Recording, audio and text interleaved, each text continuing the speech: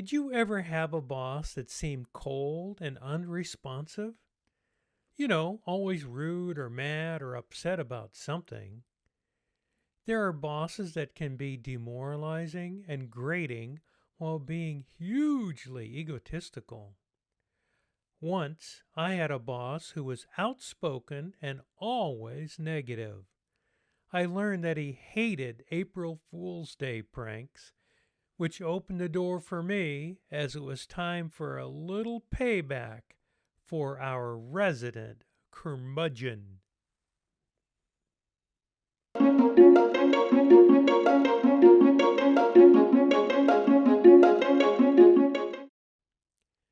Hello and welcome. Thank you for spending a chunk of your time with me and my gang of nine today. My name is Raymond Schaff, and I am the author of Confessions of a Level 9 Nerd. You can buy a copy online at Amazon.com. Read the book. Then give it to a porter on the next train trip you take and tell them that it was written by a conductor of training. Near the end of this video, as you will see, all the requirements for being a level 1 through level 9 nerd displayed for a few seconds so you can hit the pause button. Now let's sneak into April Fool's Day story that has an unusual plot twist as I read Chapter 12, Upside Down and Backwards. Luck filled the air as I approached the machine whose neon promises of instant gratification held my attention. The first rays of the morning sun were hours away as my fingers herded the last few quarters into a far corner of my pants pocket. Inflated with anticipation, I stuffed the coins into the slot, listening as they danced their way down into the bowels of the device. The ransom was paid. Hoping against hope, I punched the shiny start button, triggering a sudden movement of mechanisms. Devoid of emotion, the machine spun its boxes of chance before coming to an abrupt halt, exposing a small, tightly wrapped sandwich smeared with the label, Ham Grinder. Underwhelmed, I thumbed the start button again, causing the next box to spin around and reveal what appeared to be a small, crumpled roll of toilet paper wrapped in a thin skin of cellophane labeled Beef and Bean Burrito. Staring into the break room's solitary sandwich machine, I reminded myself that being the graveyard shift computer operations supervisor had its benefits. However, all of them seemed distant at the moment. My position on the chain of command was the closest link to the anchor deployed. My boss, Mr. Curmudgeon, the director of Computer Operations Division at the data center, used his iron fist to yank people's chains while ruling over his digital domain. Prior years of service as a U.S. Navy Chief Petty Officer explain the obsessive smoking, drinking, and use of briny language that seasoned the one-way conversations with anybody that got in his way. I knew he was a decorated veteran because somewhere during his long naval career, his sense of humor was shot and killed. It would be a safe bet to say he was nobody's fool, making him an irresistible target. Non-stop infusions of money and human resources allowed our sizable computer center to sail on the cusp of modern computing. To stay on course, our data center purchased an ultra high speed and obscenely expensive cluster of disk drives. The new devices would add exponentiations of electronic storage space needed to feed the ever expanding demands of our twin IBM mainframe computing systems. Days of meticulous on site assembly and diagnostics by the IBM field engineer team culminated in an official release to production document turning the control of the new devices over to our data center. The predictable response from Curmudgeon came in the form of a condescending memo delivered to every computer operator that worked with the new cluster assemblies. Curmudgeon's pugnacious prose soared to new depths with statements such as, "Do not handle these new storage devices like playground equipment," and "If you don't know what you're doing, then keep your mitts off." His customary tagline was, "If you have any problems, call me before you do something stupid."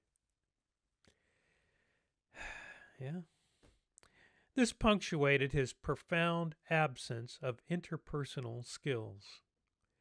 Minutes before the start of my midnight shift, I found myself transfixed on a copy of Curmudgeon's memo taped to my locker door. The bad taste lingering in my brain vaporized when I took a seat in front of the mainframe and watched the system's time and date display roll over from March 31st to April 1st. In a world where geeks and nerds had their way, April 1st would be designated a national holiday. It's a day like none other where mischievous geek brains like mine worked overtime to create illogical conundrums. I folded Curmudgeon's written rants in half to make a placeholder for my cup of coffee and began to ponder an appropriate response for the maligning memo on such an auspicious day. As the computer room's wall clock rolled up to 3 a.m., I launched a plan to respond to Curmudgeon's demoralizing document. I gathered my crew together and command console for an ad hoc meeting. I announced the plan detailing how we were going to use April 1st as a leverage point to respond to the cantankerous geezer's latest diatribe. After laying out the details of the plan, my loyal crew of 5 mainframe computer operators offered their wholehearted support in exchange for complete immunity from the blowhard's blowback. Expecting nothing less from them, I put into motion a process that would boost Curmudgeon to the top of the current year's list of April Fools. I directed one crew member to go behind a row of nearby refrigerator-sized, high-speed tape drive units and loosen up a clamp securing a primary input vacuum advance supply hose. This caused a non-stop, ear-piercing hissing sound to whistle off the computer room's bare walls. I sent 2 crew members to the far side of the computer room and had them yell at each other using random technical terms referencing the newly installed cluster of storage devices. I ordered another crew member to use a small utility hammer and tap quick rhythmic sequences on the thick metal frame of my chair.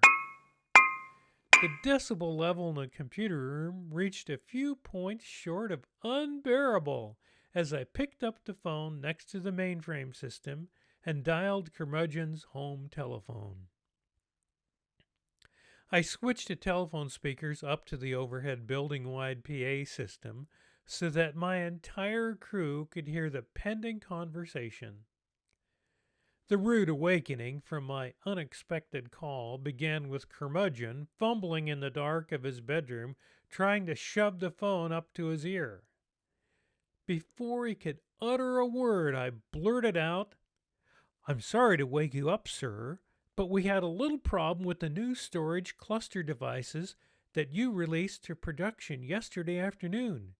Your memo said to call you if we had any problems." "Sir?" The vibrating rhythms of my Hammerman, along with the screeching tape drive unit's vacuum hose leak, mixed well with the distant yelling by two of my crew members to deliver a unique blend of fabricated chaos into my telephone's receiver. Curmudgeon's response began with his signature coughing spasm, raucous throat clearing, and rhetorical question about the current time, blended with a string of curse words that could have melted the paint off our mainframe. As he inhaled to prepare for a second blast, I added, "Our rookie computer operator accidentally mounted one of the brand new high-density disks upside down on our new disk drive spindle cluster assembly, not realizing his mistake before closing and locking the disk assembly door." I ended the conversation by shouting, "My mainframe command console monitor warning messages are now appearing upside down and backwards." "Sir?" The void coming from his end of the phone lasted for about 2.756 seconds before he roared back on the phone, "What the hell are you talking about? And what kind of idiot would do something like that? And why'd you allow a rookie crew member to even touch our new cluster of disk drives? And what's that banging I keep hearing?" The violence in his voice bounced throughout our building so loudly that he woke up one of my computer operators who had been sleeping off a hangover on a couch in the women's restroom. The computer operator told me later he heard himself running into a sink trying to get out of the pitch black porcelain facility, thinking that Mr. Curmudgeon was actually inside the building. The disjointed conversation came to an abrupt end as I interjected an obnoxiously loud "April Fools!"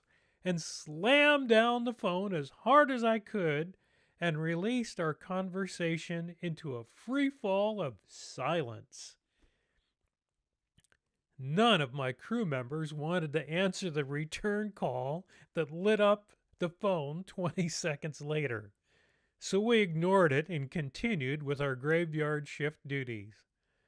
Curmudgeon called several more times before giving up. I took some comfort in knowing that he lived too far away from the computer center to make a special trip down to our data center just to share a little quality time with me. We all laughed when I used Curmudgeon's fiery memo as part of the kindling to get the charcoal briquettes started at our 4 a.m. barbecue in the building's open-air atrium that morning. We finished the bulk of our workload by 7:30 a.m., allowing me to let my crew bail out early from work. They did not want to be around for the naval bombardment that was steaming in my direction. The close encounter of the worst kind with the salty old dog resulted in a delay of my scheduled rotation to day shift for 6 months. He suggested I use the additional 6 months of night shift to think about where I was going in terms of a career.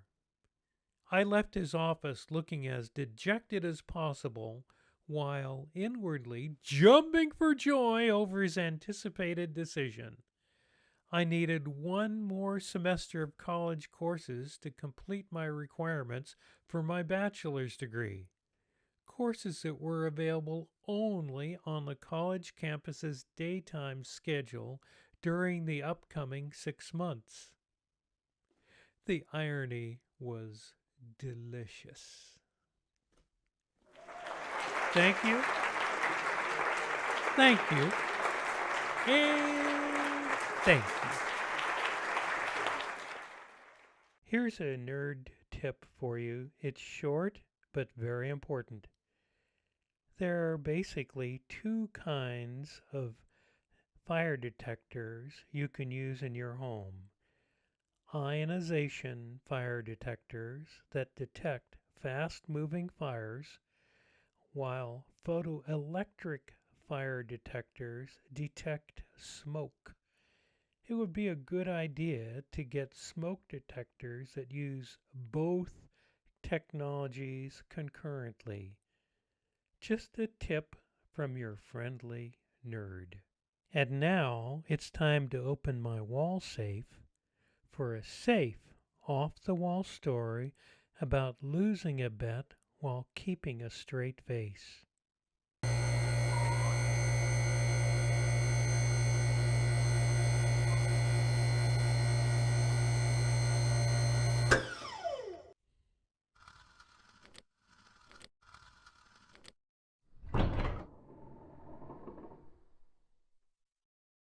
It was a new fall semester at the junior college, and I had just introduced myself as the instructor when a student in the very back of the classroom, using a student workstation, was updating her Facebook account about how much she loved her new boyfriend.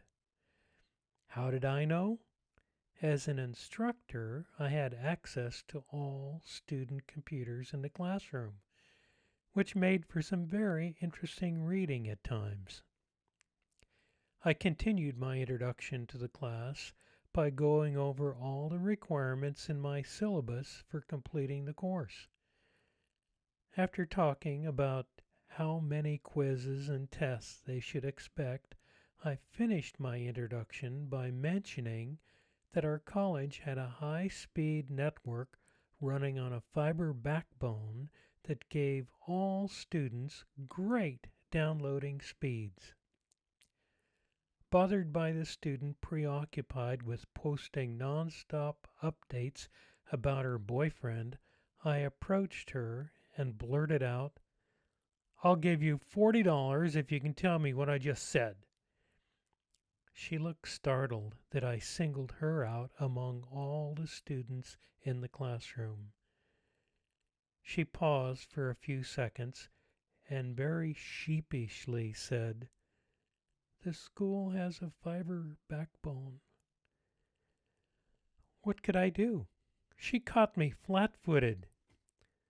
I flashed a sardonic grin and forced myself to open my wallet and pay her the embarrassing ransom. Without breaking eye contact with her, I announced that this was the end of the first day of class and everyone is dismissed.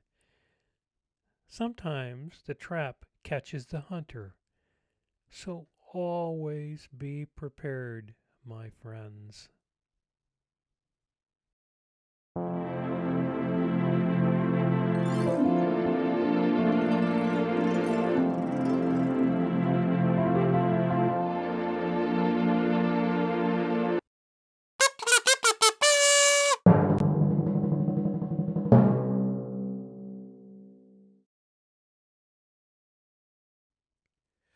I lunched a plan. Lunched. And then I ate it. It tasted funny. Cut!